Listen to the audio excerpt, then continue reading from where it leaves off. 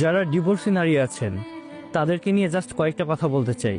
আমি জানি না কে কেমন ভাবে নেবে কথাগুলো, কিন্তু আমি আমার মধ্যে রিয়েলাইজ করলাম, তাই জাস্ট আপনাদের কাছে শেয়ার করতে চাই, শুধুমাত্র আপনাদের সতর্কতার ভিত্তিতে।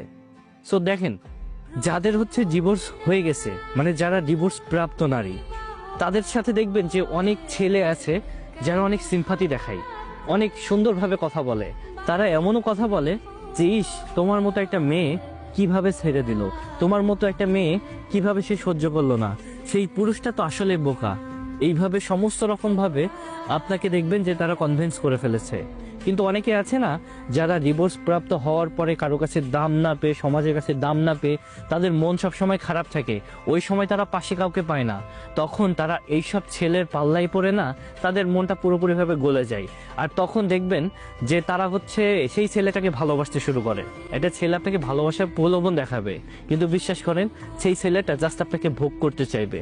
কখনো কোনো দিনও তারা আপনাকে বিয়ে পর্যন্ত নিয়ে যাবে না। এটা আপনি মানেন আর না মানেন, আমি একটা নিজের ছেলে হয়ে বলতেছি। আপনি একটা মানুষের সাথে কথা বলতেছেন, সে সবসময় আপনাকে সাপোর্ট দেয়, সবসময় আপনার দুঃখ কষ্টের সময় আপনার পাশে থাকার চেষ্টা করে, কিন্তু তারা শুধুমাত্র আপনাকে জাস্ট ভোগ করতে চায়। না, আমি বলবো না যে সব ছেলে একই রকম, সব ছেলে একরকম না, তবে ডিভোর্সি মেয়েদের ব্যাপারে না প্রত্যেকটা ছেলের চিন্তা ভাবনাটা অলমোস্ট একই রকম হতে থাকে।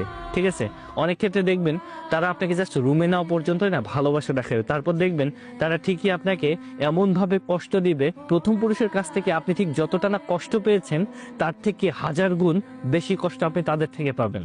সো বোন, আমার একটাই কথা, এইখানে আমার লাভ লস কিছুই নাই, জাস্ট আপনাদেরকে সতর্ক করতেছি যে এমন ছেলেদের পাল্লায় আপনারা কখনোই পড়েন না।